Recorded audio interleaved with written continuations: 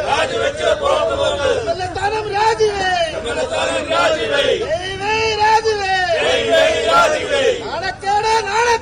നാണക്കേട് നാണക്കേട് കേരളമാകെ നാണക്കേട് മാനക്കേട് ഉറപ്പുണ്ടെങ്കിൽ രാജിവേ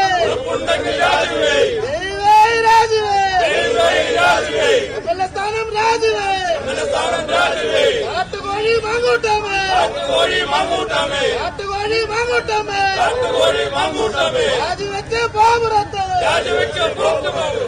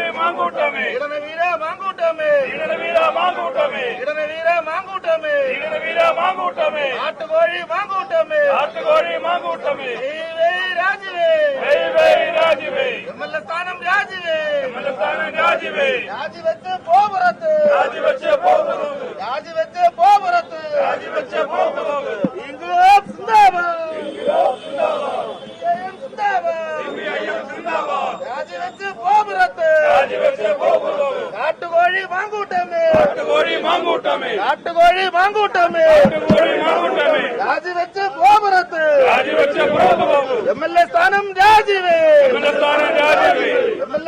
രാജിവേ കാട്ടുകോഴി മാങ്കൂട്ടമേ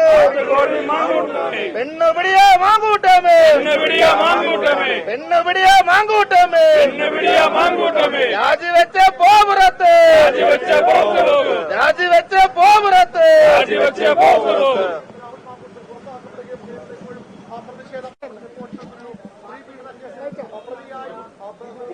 കോടതി പോലും ജാമ്യം നിഷേധിച്ചിരിക്കുന്ന ഈ വേളയിൽ രാഹുൽ മാങ്കൂട്ട MLA സ്ഥാനം രാജിവെക്കണമെന്നുള്ളതാണ് നമുക്ക് ആവശ്യപ്പെടാനായിട്ടുള്ളത്. ഈ കാലഘട്ടം അത്രയും ഈ കേരളത്തിൽ ഇയാൾ രാഷ്ട്രീയ പ്രവർത്തനം നടത്തുമ്പോൾ കേരളത്തിന്റെ അങ്ങോളം ഇങ്ങോളം നടന്നു പ്രായഭേദമന്യേ സ്ത്രീപീഡനം നടത്തിയിരിക്കുകയാണെന്നാണ് ഓരോ ദിവസവും വാർത്തകൾ പുറത്തു വന്നുകൊണ്ടിരിക്കുന്നത്. ഒരു കോമഡിയിൽ പറഞ്ഞ പോലെ ഈ ടിഷ്യൂ പേപ്പർ എടുക്കുമ്പോൾ തൊട്ട് പിറകെ അടുത്ത ടിഷ്യൂ പേപ്പർ വരുന്നത് പോലെ ഈ പീഡനവീരന്റെ കഥ ഓരോന്നോരോന്നായി പുറത്തു വന്നുകൊണ്ടിരിക്കുകയാണ്.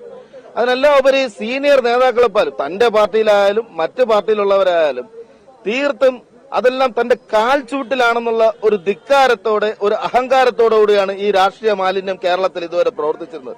ഇന്ന് ഈ രാഷ്ട്രീയ മാലിന്യം ഈ പീഡനവീര മാങ്കൂട്ടത്തിന് പൂട്ട് വീണിരിക്കുകയാണ്. കോടതി ജാമ്യം നിഷേധിക്കുക എന്ന് പറഞ്ഞാൽ ഇയാൾ കുറ്റക്കാരൻ എന്നുള്ള പ്രാഥമികമായി കോടതിക്ക് ആദ്യഘട്ടം ബോധ്യപ്പെട്ടിരിക്കുകയാണ് എന്നാണ് ഞങ്ങൾ മനസ്സിലാക്കുന്നത്.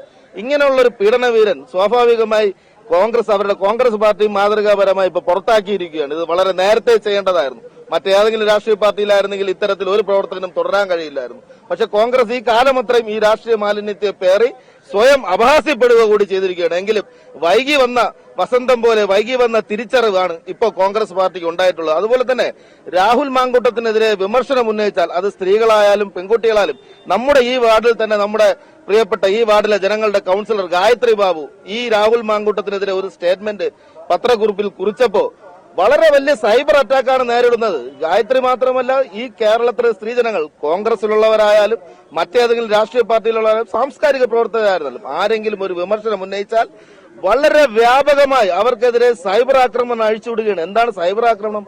വായിൽ കൊള്ളാത്ത, പറയാൻ കഴിയാത്ത, ഒരാൾക്ക് വായിച്ചു നോക്കാൻ കഴിയാത്ത, ഉളുപ്പില്ലാത്ത രീതിയിൽ അച്ഛനെയും അമ്മയും എല്ലാം ചീത്ത വിളിച്ചുകൊണ്ട് അപഹാസ്യപ്പെടുത്തിക്കൊണ്ടുള്ള ഒരു മാലിന്യപരമായ PR വർക്കാണ് ഇയാൾ നടത്തിക്കൊണ്ട്. ഇങ്ങനെയുള്ള ഒരാൾ രാഷ്ട്രീയത്തിൽ തുടരുന്നത് ഈ കേരളത്തിന്റെ ചരിത്രത്തിൽ തന്നെ ഇല്ല. അതുകൊണ്ട് ഇയാളെ കോൺഗ്രസ് പുറത്താക്കി, കോടതി ജാമ്യം നിഷേധിച്ചു.